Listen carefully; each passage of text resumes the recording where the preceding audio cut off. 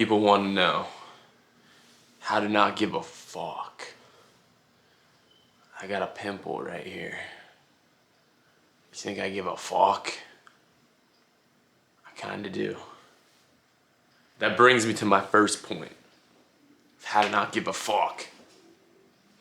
First, you gotta accept the fact that you do.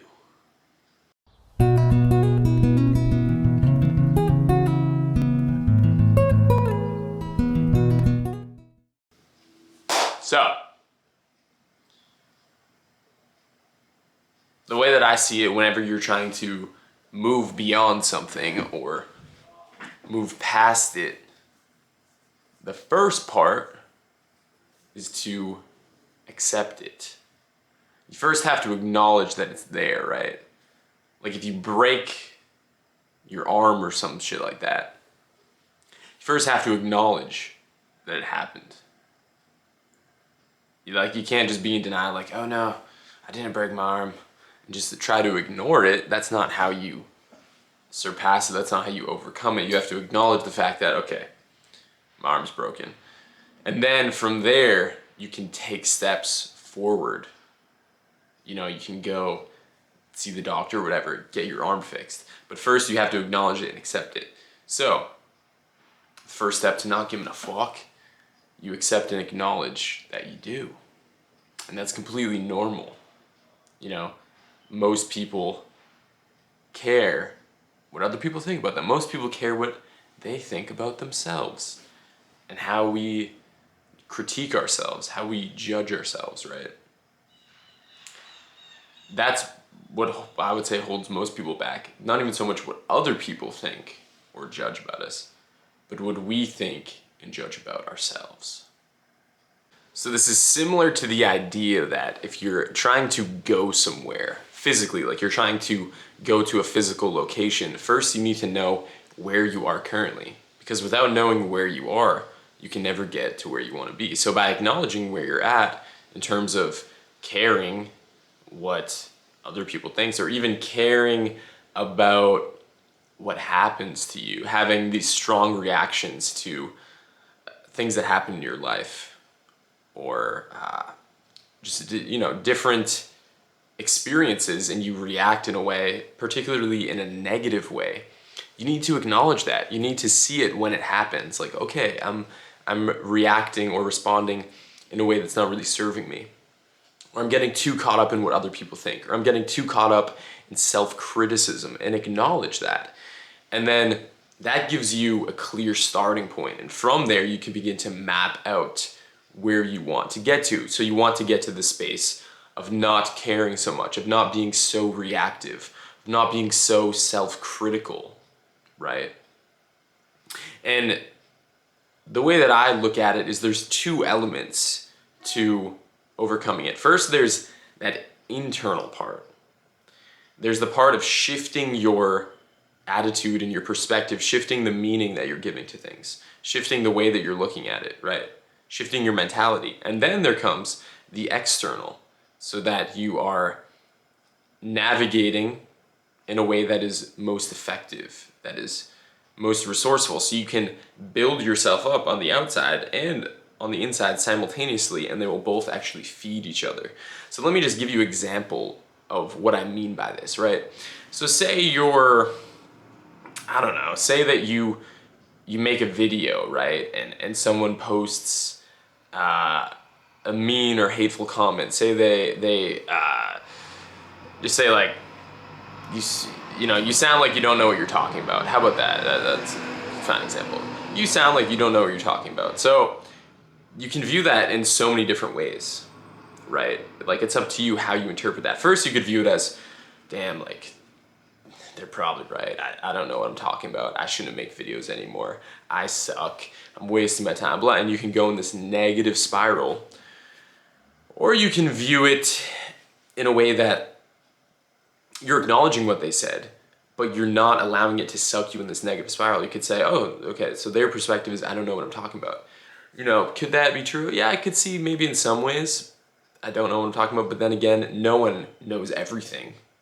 It's impossible. You know, can you absolutely know anything for sure?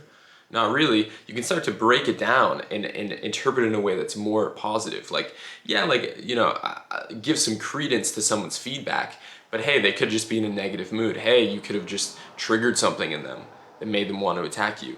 It could have more to do with them than it has to do with you.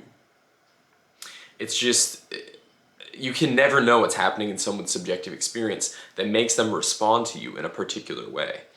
So by acknowledging that and by reinterpreting things, by putting a more optimistic lens on how you're seeing things, that can allow you to overcome caring so much, especially when people give you quote unquote negative feedback. So that is massive in my opinion.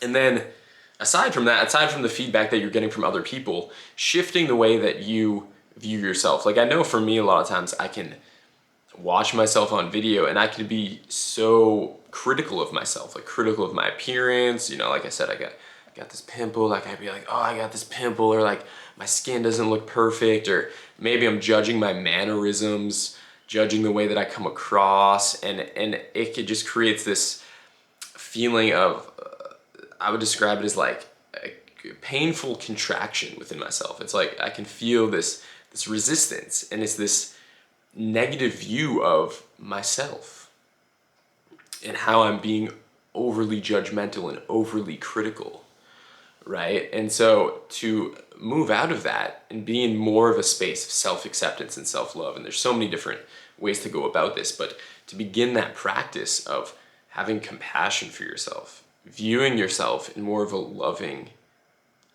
light, right? In more of a space of acceptance, recognizing that, this person you are is not the ultimate truth of who you actually are. Like, and you can recognize that by just the fact that this body, this experience is always changing, it's always fluctuating, it's impermanent, and ultimately you're gonna die, you're gonna dissolve. So clearly this isn't the ultimate absolute truth of who you are, because if it was, it would be eternal, right? And it's not. But how I see it is there is something intrinsic within you that is eternal, that is perfect. It is that awareness and that presence and that life that you are, and that is eternal, that is lasting. So to get in touch with that will help you to overcome these just different petty concerns that arise from this impermanent temporal existence and how we can get so caught up in it oftentimes.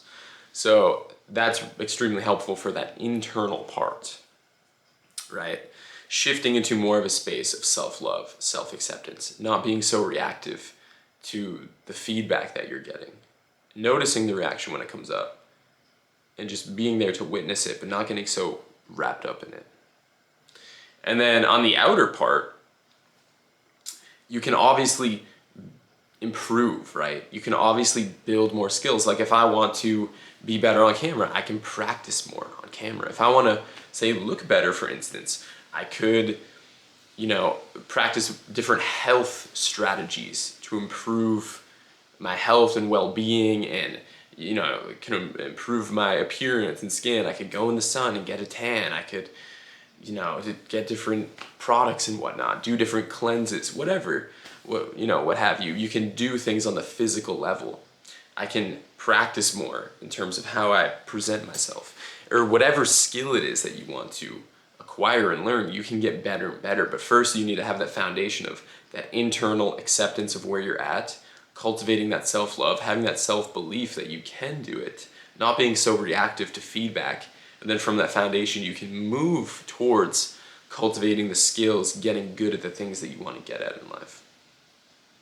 But it all starts from that foundation of really just self-belief and self-acceptance, self-love. That needs to be the foundation of that. And from that, you can build on the external level. And before you know it, you'll have gone from where you're at to where you want to be, like on that map. You understand and accept where you're at, and then you can draw out that path of where you want to get to, and then you can walk that path. So That's my video for you guys. How to not give a fuck. Hope that was helpful for you. Remember to live this life from a peak experience. Much love.